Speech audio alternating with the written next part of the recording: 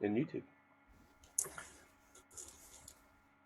Welcome to Gen Weekly, a weekly broadcast for the Global Engagement Network Media Co-op. No scripts, no corporate influence, just real talk about issues, trends, stories, and headlines from the previous week. Don't just watch, engage. Hey everyone, this is Sean Porter. This is the Global Engagement Network Gen Weekly, number 4 for the new year. Today we're going to be looking at a conversation on independent media, the inauguration, which included attendance, protesters, and organized initiatives. Take a look at the spectrum of organizing, and as always, we have John Spalding working in the back. How are you today, John? I'm good. How are you? Hopefully everybody can hear me. Good. We can hear you good, so hopefully let us know out there if anyone's too loud or quiet. Cool. So the Gen Monthly, what does, hold on. Okay, let's see here. Who was doing this one, my gentleman? Are we skipping? You know what, I was doing this one, so I guess we'll just kind of hope that people can hear me or you guys can pick up where I left off. But we're having we are having our first conference call for the co-op this Sunday at 7 p.m. Eastern, and our convening question is, what does 21st century media cooperative look like? We have a great group already, so throughout those Gen conferences, we'll have special guests, interactive small group brainstorms, action planning for the future of the cooperative, or any other type of leading a group to take action. And so join us to discuss what a modern media co-op would look like. You can register there at the link, and we would love to see you there. If any of you have anything else there, please share. No, just excited to have our first monthly call and would really love to have as many voices and opinions there as possible. So register and come talk about the future of independent media with us. So yeah, let's get started. Obviously, the big news from last week was the Trump inauguration. And right off the bat, we saw some conflict between the Trump administration and the media when it came to the attendance and things like that. The administration claimed in the press conference that it was the highest attended inauguration, which by now everyone should know is completely untrue. Kellyanne Conway, who is one of the administration's representatives, was on Chuck Todd on Sunday and used my new favorite phrase ever when talking about the numbers that the administration reported, alternative facts. I had a lot of fun looking at all the alternative facts that were popping up on Twitter over the weekend and things like that. And yeah, there are some numbers that were released by the Washington, D.C. Metro that were comparing the Metro trips taken on the morning of Trump's inauguration compared to the morning of Obama's inauguration. And as of 11 a.m., there were 193 trips taken on Trump's inauguration day, whereas 11 a.m. on Obama's second inauguration was 317,000. So under half of what Obama had, which is really quite the difference. And you can see there the picture really shows. I don't know how you can argue that fact. Sean, you want to talk about some of the protests that were going on Inauguration Day? Yeah, well, there was definitely lots of different sorts of organizing going on, but mainly, of course, we all saw DC was getting pretty heated and definitely turned violent, with fires and that sort of thing. And we're going to talk about those different sorts of organizing situations a little bit later. But yeah, there was about 60 different protest groups held marches or rallies just around DC, with over 200 arrests made in Washington, D.C., Live streaming claims were the new standard once the story kept being discussed. Of course, in this new age, this is just natural.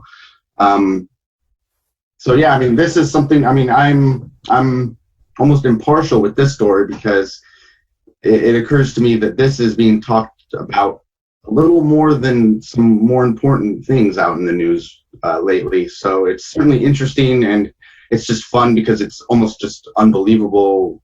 I get it when you're lying about policy because you're trying to get your things, but I mean, it's like I tell my kid, if you want to get away with a lie, the last thing you should do is tell such a blatant one. Right. But I guess there's, everyone's got their idea of what a blatant lie would be, but I mean. Yeah, I think the story wasn't so much the competing numbers. It's that on day one, the battle that they chose to pick was over inauguration attendance. Yeah. Well, that maybe just shows you, I mean, I think Trump, what we see now from Trump is what we got, right? This is what we're going to get. And what we get is a guy that seems like he's not comfortable with not being the favorite. I mean, I don't think he's happy at all with being the least approved upon president. Think about this is a guy that sued Bill Maher for suggesting that he had an orangutan for a father. I mean, this guy is thin-skinned, right? Right. And so it's a very interesting situation. It's a very interesting role for someone that's got that sort of, fragile ego to be in. So it's going to be, I think that might have a lot to do with it, where I'm sure there must be people pulling them aside and say, this is not what, why don't you say this? And then no, they got to know. They got to know. Yeah. Yeah, it's crazy. So with all the activism over the weekend, we wanted to go into kind of what we call the spectrum of organizing, and we really want to hit on 4 different types, I guess, of organizing that we came up with. The 4 from left to right, which we have from violent to peaceful, are riots, direct action, including property destruction, the 4 direct action with nonviolent disruption, and then organized initiatives. And we have a few examples, like the Black Bloc would be an example of the property destruction. No DAPL pipelines, which, as you know, are going to be continuing in full force after what happened today, are an example of nonviolent disruption. And then the Women's March was a very well-represented example of organized initiative. So, Allison, do you kind of want to lead us off by talking about, we're going to start with rioting and then going into the direct action and property destruction. Why don't you start off by giving us what you think the difference is between rioting and direct action? Okay, well, I mean, I guess it depends how you frame things and how you define things. To my mind, riots are something that tend to erupt like spontaneously, and they can be for many different reasons. They could be for because of an atrocity that happens. For example, a young Black man is killed in a community. There might be a riot. When Martin Luther King was assassinated, and various things like this. You also have riots. I mean, on Black Friday, don't people trample each other in order to buy things and get the cheap deals? After like a sports game, there's often riots, whether the team wins or loses. Yeah. But those things aren't necessarily called riots. And I think that what we saw over the weekend. I wouldn't call it riots necessarily so much as like organized direct action, property destruction.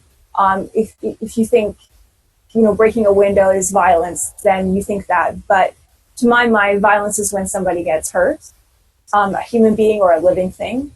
Sure. So yeah, I mean, like there's various things that can go on in that sense. Just to touch on the rioting a little more, John, if you can go to the next graphic. One of the examples you brought up in the picture we have there is a riot in Los Angeles after the Lakers won the NBA title in 2009. And you did nail the 2 that I had on the slide here, where the riots from sports teams and then riots for something like Black Lives Matter. And the questions I wanted to ask, and Sean, why don't you have a go at it first, but what do you think the effect rioting has on a movement, from a media point of view, from a public opinion point of view, and then from the community itself, from their point of view? Well, that's a great question. I think in the media opinion, obviously they're going to go for blood. What if it bleeds, it leads.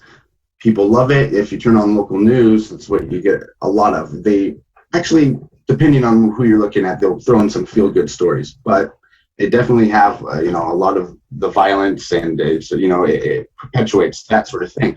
So I think as far as the media's opinion of it, I'm not even sure if they had one it would matter, because what really matters with the media is what they're telling us and how it affects others' opinions. And so I think that narrative that they're using is, riots for is more important as far as that goes. As far as public opinion, I would say, again, it's easy to go and look at them and say, they're destroying their own stuff. They're just, they're animals, or they're just, dumb, they don't know what they're doing, that sort of thing. But I think it's easy to forget that. And this is kind of like what Allison was saying. I mean, if we're so able to, in packs of, and groups, we're so able to do these things, whether we're happy or mad about something, it really goes to say that at any time, or at a certain time, anyone could find themselves in the mind to do this sort of thing, because it's just a natural thing. But on the other hand, if you're not with that movement, it's really easy for you to say it's not really helping. I'm part of the movement, and obviously any kind of either whether it's a riot or a peaceful demonstration, they only can serve as a base really to movements. Whereas rioting is almost like you could see it as a response. Well, go ahead. I think that all significant social movements throughout history have employed a diversity of tactics. Sure. Some of them were spontaneous outbursts. Some of them, there was property destruction. There was legal and non-legal. Violent and non-violent. I mean, I think what we need to look at when we look at events that we see and the headlines that we look at. The actual violence that's being done in protests is done by the police. They're the ones with the pepper spray. They're the ones with the tear gas. They're the ones beating people. They're the ones arresting people. They're the ones smacking people around. And they're the ones who are utilizing this, military force sort of gear on crowds. I think that the property destruction, from the point of view of the protesters, if you destroy some military equipment, I guess you're doing violence. But what about that military equipment? If you throw a brick through a window of a bank, think of all of the systemic violence that bank is causing, worldwide, or some of these like chains and the workers who work there, the conditions that they have to work in, the fact that they don't get paid a living wage. I think you have to look at all of these things, and also you have to look throughout history, from the Boston Tea Party to slave uprisings to the LA riots, like riots against police brutality. These things have in anti-apartheid movements, you have to look at history and realize, because you can get something like the Women's March, and this could be the start of something great. It also, it's the powers that be, the ones that want to keep people controlled and keep people down, they love a nice, polite, peaceful protest. And I think that, there's discipline in being peaceful. But when you're following the rules and you're not making a real impact, you're staying in protest pens and you're acting like a a good boy and girl. To a large extent, it's like they pat you on the back, you pat each other on the back, you go home, and nothing ever changes.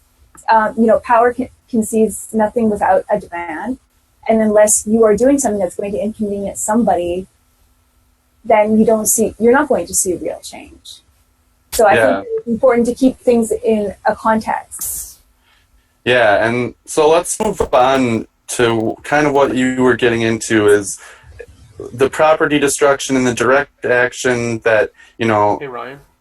Yeah. Sorry, I just wanted to bring in a couple things from the chat. Oh, please. Here we go. So Jeremy says that he's wondering if using the word to describe it is actually giving it a bad connotation. And Jim, who we weren't able to get on the show tonight, but we will in the future, says, and Jerry also says violence and destruction. Slide, we can dig into what the point is and what the rationale is. Getting into the direct action property destruction that we saw on the inauguration day from Black Bloc. And we touched on the 200 arrests that were made that day. But when it comes to property damage, like Allison was kind of alluding to, you look at the Starbucks and the banks and you have to ask yourself, does breaking those windows in, is that any worse than the violence that those corporations perpetuate? Those banks that invest all that money into some harmful things that are taken out on the citizens of the country, and so, Allison, I guess, is the method effective, or does it hurt the cause when you see the videos of people lighting fires and breaking windows like that? And I guess the bigger question for you, because I know how you kind of feel on this, is anarchy a dirty word?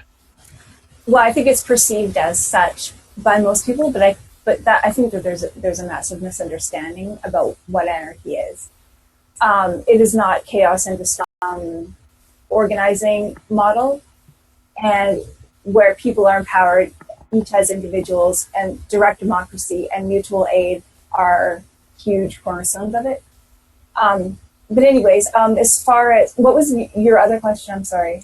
Does the method is it effective, or does it hurt the cause? Well, I mean, I personally, I think that it's important to have some teeth in your movement. I think that it's important to have a diversity of tactics. I think that if we look at many cases throughout history, including the fight for the 8-hour workday, workers' rights and conditions, anti-colonial protests, anti-fracking protests, anti-apartheid protests. I mean, the list goes on and on. These things have, the women's suffrage movement, the civil rights movement. There has always been, these elements. And would we get where we are today? Would there, the major reforms measures that have been made for police have come after riots. So, I mean, however, there is another side to it. There's a side where people don't understand what's happening. Right. They don't understand, why would you do that? So if the message isn't being carried, that could definitely be a problem. Yeah, that disconnect from the cause. If it's not something that you care about or that affects your life, then you are detached from that action, and it might not make sense to you. Right. If you see these underprivileged groups that are being looked down upon, and you see them acting out, or I shouldn't say acting out, acting in a manner that, if you're not part of it, you are confused by it, you don't understand it, and you might not ever understand it. Yeah. So I think that speaks to a lot of the disconnect that we have in our society from one another. Yeah. So let's move forward to the next one on our spectrum, which is nonviolent direct action. I don't know that we have closure yet. I'm just going to show you guys Oh, no? a scene here. Hold on one second. Oh, boy. Oh, boy. So, I hope I don't, close this out and lose all of my progress. I'm going to be so pissed if it doesn't save. Hold on. For everybody out there watching live, just give me a second. I have to hit Control-C, and then I can go back to the next one. Oh, it's not giving me the option.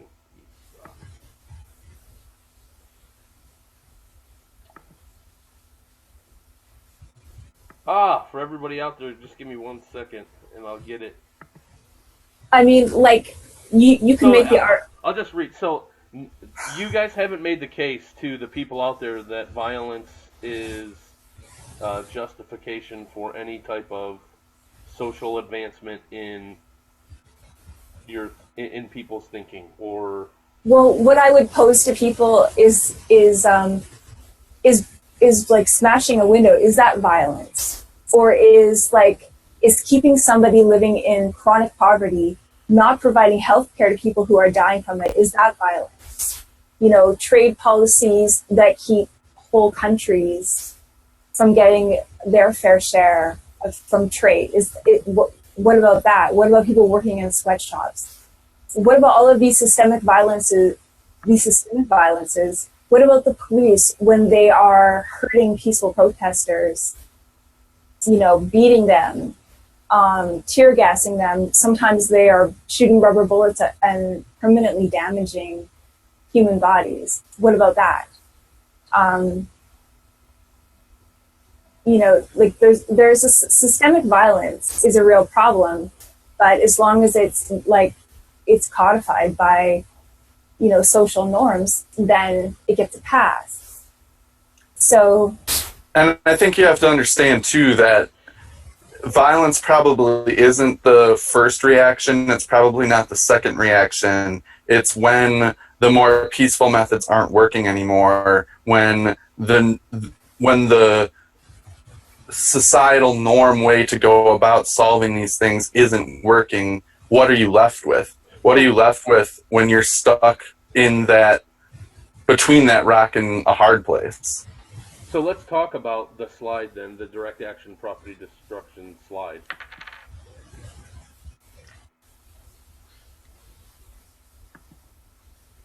I mean, is that right, or is that? What are you referring to? Well, that's the slide we were just on, John. And so some of the comments is outrage culture must stop. Everything's black and white. We need to return to a gray area of conversation. I saw you in there, Sean, that you agreed with that. Yeah. Jeremy says violence is the last reaction. Responding to someone being violent by withholding health care with other violence destroys the purpose. I think I agree with some of that. I mean, I definitely agree with some of that. Like I said, it's not the first solution, but when you exercise all those other methods and are left with nothing, like look at the civil rights movement. That's hundreds of years of not having justice, and you can't hold it against those people for acting out violently as a last resort like that, when they were oppressed for hundreds of years, weren't listened to. There were no other means of accomplishing what they wanted to accomplish. For example, At-home activism is asking, is smashing a window a tactic to gain media attention? Yeah, I mean, I kind of. Go ahead, Sean. Go ahead. I was gonna say I kind of don't think so. I mean, obviously, you can't get into the head of any one individual, but covering and walking, in the ones that I have, I don't usually get the sense that these guys are doing it for any reason other than it kind of seems like it's at least two general ideas. They're there because they have an excuse to act like that, and they're just assholes. And that happens a lot when it's like, it's one thing if it's a bank or a Starbucks or something you could at least deem establishment, but when you're doing it to your own community, well, I know we're frustrated, but it's just, that's obviously not having a lot of foresight, you know. But I forgot where I was going with this. Sorry, someone get me back on track. Well, you made one of your 2 points. I don't know if that's a good segue, but go ahead, Allison. Well, I mean, what about vandalism? Like, what about it's messaging? It's messaging. Like when someone does graffiti and makes a statement in spray paint on the wall, someone might call that property destruction or violence, but it's messaging. And I think it's important to look at the thing as a whole. And I also think that many types of protests are absolutely important. I think that if we are really trying to look for social change in the world, why divide amongst ourselves and say, you know, these are the good people, these are the good protesters, these are the bad protesters. You know, maybe we should unify and have many different ways of expressing ourselves. You know, and really think about what violence is. You know? Yeah, that's definitely the question that I'm leaving with. Is what, because the people who are doing the violence at these protests, they are the police. The police were created to protect wealthy property owners' property. That's what they were created for in the first place. So I think we need to look at the big picture, and people can have different ways of expressing themselves. That's true. It is almost generalized though, because I've been in peaceful protests that have tried to get on the way, and they started using pepper spray, and they didn't use it early, and they weren't overly aggressive to anyone or as a group. You know, maybe there was individuals who thought they were dealt with more aggressively than necessary, but as a group, it wasn't anything abnormal. But more to like what Jim is saying in comments, where he was saying smashing a window, its sole purpose is media attention. What I would ask about that is, well, so that's to say that if there was no such thing as media and these things happened, would no one smash windows? And I refuse to think that that's the case. I would think that these guys, believe me, these guys, I'm not on their side, but they're out there to do damage, whether there's a camera there or not. And for instance, like they're doing things that news simply wouldn't pick up, like stupid little shit, like tipping over signs and shit like that, and moving a garbage can into the middle of the road. Shit that doesn't make any difference. So to me, you know, I don't know. I mean, people. I would argue that it does make a difference. I think it does. You know, I think that people need to get into the streets to have their voices heard. I think that it's important. And it is an expression. I'll give you that. I mean as far as the media goes. Right. I mean, people get angry when there are strikers, you know, and they say like, oh, well, you know, what about just like people trying to make a living? These people, like, they could be working, but they're trying to have a better way of life.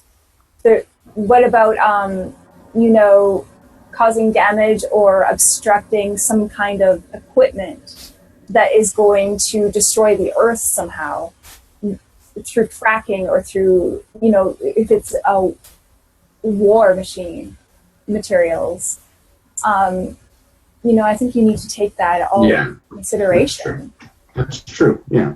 Yeah, I don't think there is a cut and dry answer. I think it's by the situation, and like Allison said, you need to look at the bigger picture and take everything into account. And I think that there are good arguments to be made, like that when people say like, look, you know, if the message isn't getting across, isn't that a problem? Or, you know, if like some people say, like, you know, when you have like this kind of agitation, that just gives the police repression machine more excuse to crack down on all protesters, you know, including those who can't run away as fast from the police. Well, speaking of cracking down on protesters, actually, we could actually use that as the segue. Thank you, Allison. That was beautiful. We finally got one. Yeah, to slide 8, because they're, besides trying to make it harder by police presence, they're obviously trying to pass bills now that they feel that they've got the power.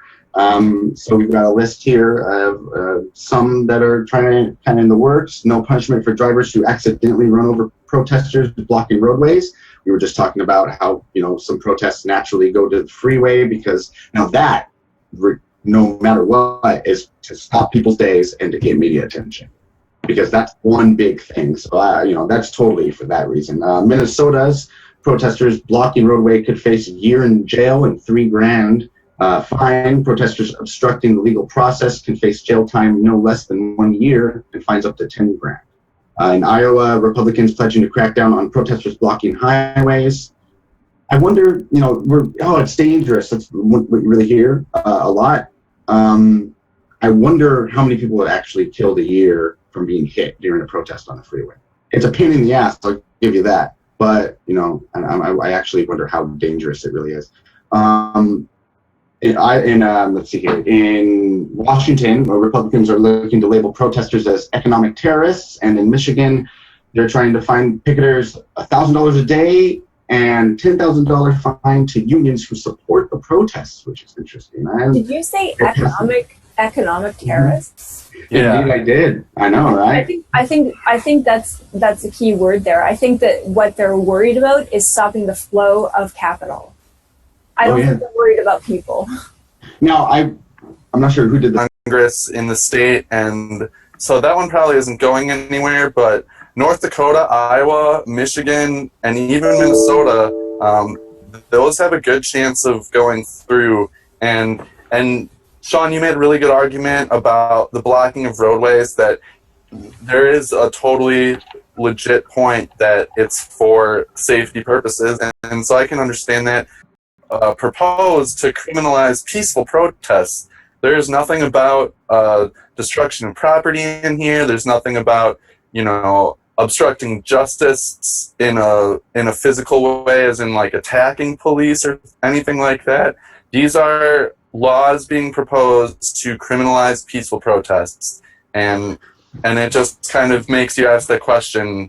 You're putting the public at risk by going onto the freeway. So I'm sure they could spin it with some sort of double speak to make it so that, you're actually putting people at risk. What you're doing is calling attention to an issue that's extremely important, probably. And, they're cracking down on dissent. They're cracking down on freedom of speech. They're cracking down on people having any kind of agency. Because, as we can see, our electoral votes, that doesn't do us much good when we don't have much to vote for. We don't have any choices in the first place, and the system is so corrupt. So people need to have other avenues left to them. And isn't this written right in the Constitution that people are allowed to protest peacefully? Exactly. And speaking of peaceful protests, slide 9 is a perfect segue, because we see how beneficial well-organized peaceful protests can be as far as getting the word out, measuring the zeitgeist of a country, of a movement. I think all those things kind of happened when we were looking at the Women's March that happened. And, even my family, I wasn't able to get down there because of work, but everyone else in my family, including my daughter and son, went down there, and they had a really, actually, to be honest, they didn't have a lot of fun once they were there. Once they got back, they were glad they went, but right. It was packed. Many places, we had like a 3-mile route planned out, and it was completely filled with people from start to finish. So it was, hell to get in and out, but it was for a good movement. And, I've gone to plenty of them, and I hadn't gotten them out to one yet. So I was really proud of them. And, my wife was even a little, not sure whether to take them or not at first. Not sure what, there's lots going on, lots of vitriol. And I said, no, trust me, this is well organized. It's going to be fine. Just don't stay after dark. That's all I said. And, it went great. Yeah, so some of the numbers from the Women's March, over 3 million people attended in the U.S. alone. 600 cities worldwide held marches or rallies. It was one of, if not the largest protest in U.S. history. I think it was the largest nationwide and the second largest gathering in Washington, D.C. And compared to the inauguration, no arrests were made in Washington, D.C. compared to 200 the day before, when more of the civil unrest and property destruction was taking place. So, I mean, that's an interesting comparison, that you have 200 one day and no arrests the next day, when there were probably twice as many people on Saturday. Yeah, I mean, that could play out in different ways. It played out this way this time. You know, I've seen cases where direct action property destruction is happening. One day there weren't many arrests, but the next day they cracked down on all peaceful protesters. So that's kind of an aside. I know, it's almost interesting. I'm really glad that there was more than just the Women's March going on. There was Occupy G20. There was Disrupt J20. I mean, like the Women's March, there's some important issues being brought up. I think it's important to highlight that it was backed by Emily's List, which is the largest super PAC behind the Hillary Clinton campaign. You know, has ties to what's his name, George Soros and David Brock, and these kind of folks. Debbie Wasserman Schultz herself was there. You know, like the march. I think that there's a risk that I mean, it's great organically to have so many people in the streets, and then that could be the beginning of something better and more effective. I'm concerned personally that it's all kinds of dissent now is just being co-opted by the Democratic Party, which is really not any kind of opposition to the policies of the Donald Trump administration. Not anything. That is a good point. There's a couple there's a couple of good things going on in the chat room. Jeremy says that protests lead to increased awareness when it can commence collaborative action and create long-term change. Jim agrees with that. At Home Activism was wondering if the women's movement made any progress and if people were going to stay engaged afterwards. And Jerry, Jim, and Jeremy all agreed and said that yes, it would. And now there's some discussion that on Susan B. Anthony's February 15th, her birthday, that might be another day for some good action. I know that we're focusing on civil rights in February, so that might be something that we need to keep thoughts on. And so I just wanted to bring those in. And then, Jim, I'm going to get to your TPP comments in just a second. But go ahead, guys. Sorry. Yeah, Sean, were you going to say something about the, you know, Allison left off talking about the Democrats kind of co-opting this movement, and is that the best attack to actually make progress going forward? Now, that's a damn good question. I mean, first of all, we don't want to split the left any more than we need to, right?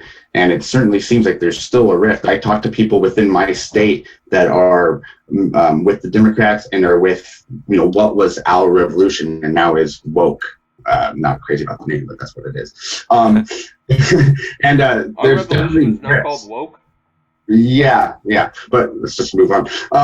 So there's definitely a rift there between the people that were kind of like, you know, the Hillary and the Bernie camps. You know, that's still there somewhat, but you know, people like me are trying to get them together and trying to, you know, warm them up to each other. And so I think there's room for everyone to get together, but I just don't know. It's hard to tell. It's almost like just a time thing. It's hard to tell if people will stay, you know. I think we need to post policies and not just like a political party or a person. Like, you know, opposing Trump, to me, I find that kind of useless. What matters are the policies that are being put in play. Right.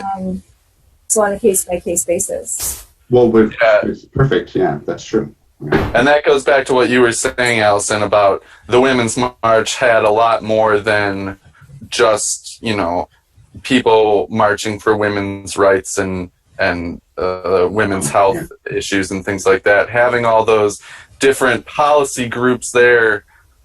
There were immigration protests. There were Black Lives Matter protests, and yeah, I think going back to what to do about the Democrats and things like that. You protest getting money out of politics. That's bipartisan. You're not siding with the Democrats against the Republicans on that one. You're taking the side of a specific issue, and I think that is going to be the best approach going forward. Not to get so caught up in protesting Donald Trump, but making sure that our voices on these specific issues are heard.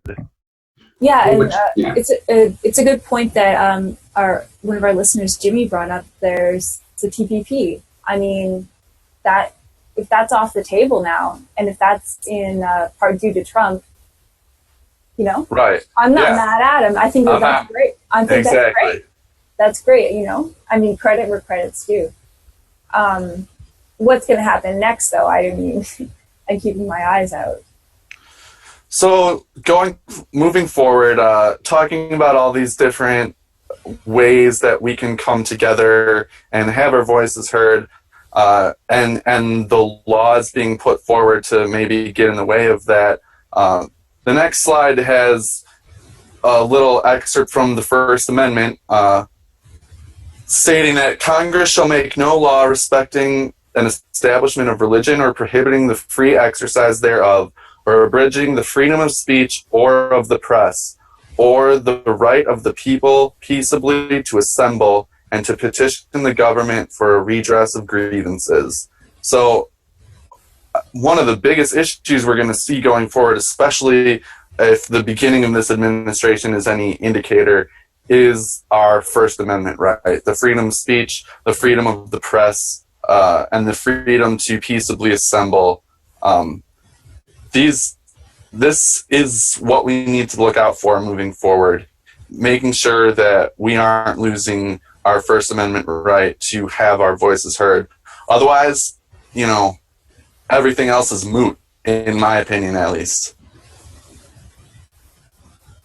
Yeah, that's fair. Absolutely. I think that we need to totally be vigilant and to push back any attempts to erode those civil rights, our rights to freely assemble. That's crucial. That's crucial for us. Yeah. So. Okay. Go ahead, John. Yep. Yeah.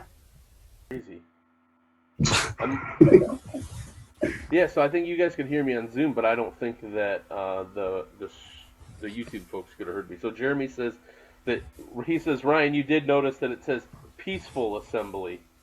LOL. Yeah.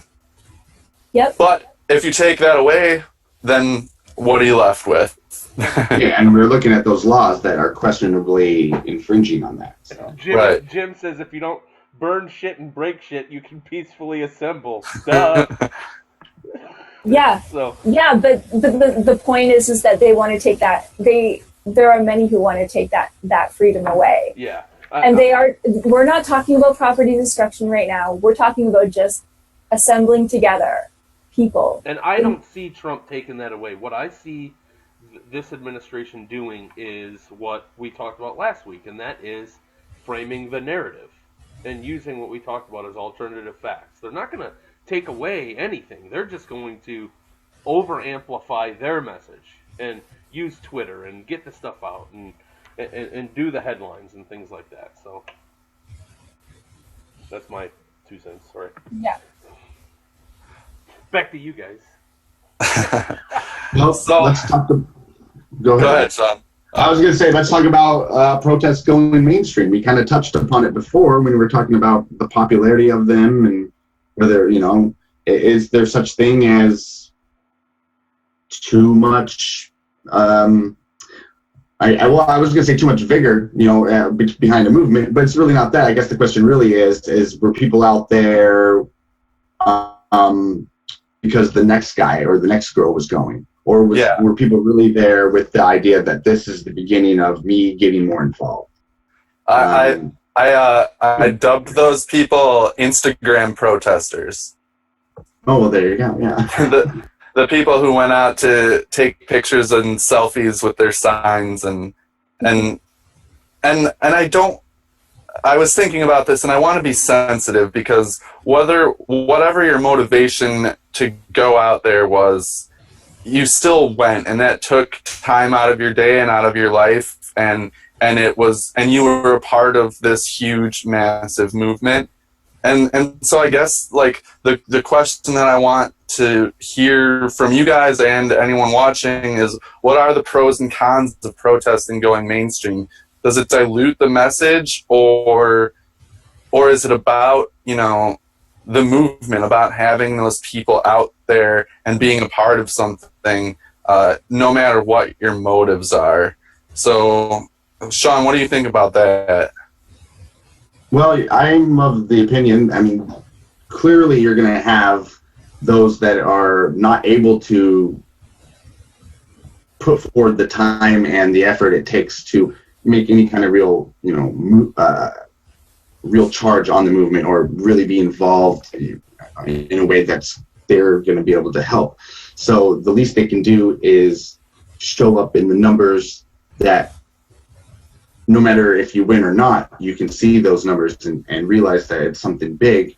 And the people that have the time to really invest in the movement kind of, well, at least they should take advantage of that and use that almost a springboard, as a base, as a platform to reach more ears, and kind of almost what the rioting and maybe even less so the marches, but the more violent it gets, the more it's like you're just getting yelled at and we're not going to listen to you. Whereas this is the start of an actual conversation, because you're going to work the next day and you're saying to you, right? So in that way, I think it's absolutely great. And all we got to do is make sure we keep it out of the hands of propagandists that are going to want to spin it. And as long as the independent media is talking about it and we're involved in it, I think it's great.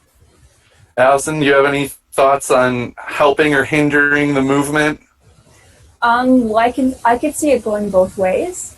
I think that on the one hand, it could take all the teeth out of the movement. It could take any kind of actual effectiveness out of it by just saying like, oh, look, we all came out into the streets. This is what protesting is. And it's really just patting each other on the back, going home again, and and just like calling it a day, and, not actually following through in any sense.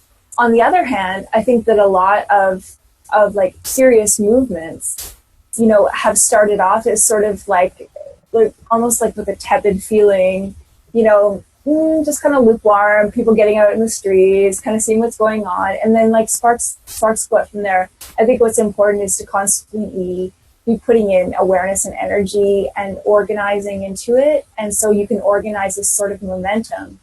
And I think that if there's people in the streets, something can, even if the powers that be want to kind of like inoculate the energy there, organically something can be happening. So I think it's up to the people. It's up to the people where they take things next, and whether they say, okay, I did my part, now I'm going to go back to my life, or whether are you energized to take the next step, and to take the next step both in awareness and organizing within your community and structures. Definitely. John, what does the audience have to say about this? I think the audience is having trouble because there's some buffering going on right now. So, and I think Jeremy was confused at the question, so I think they're kind of distracted. It wouldn't be a broadcast without buffering. Jim said Allison's generalizing, and other than that, and Jeremy not hearing the question, not understanding the question.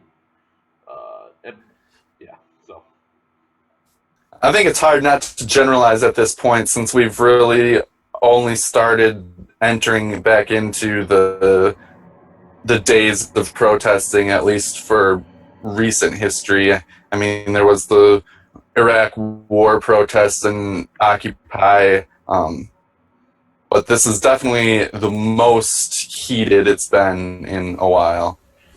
Yeah, and I think another point to just generalizing is what we're doing here with the Global Engagement Network and with creating slides and doing a live weekly broadcast is that if we want to wrestle the hands, or if we want to wrestle the narrative away and actually tell a story about what we're going through, then we have to do stuff like this. And so a lot of it is just we're having a conversation, and so we're inviting you all into that, and hopefully you guys, some of you will be able to come in live, but we definitely appreciate your comments and checking in with us. I really like going through the spectrum today and talking about all these questions. So, and I apologize for the buffering. We will continue to work on that.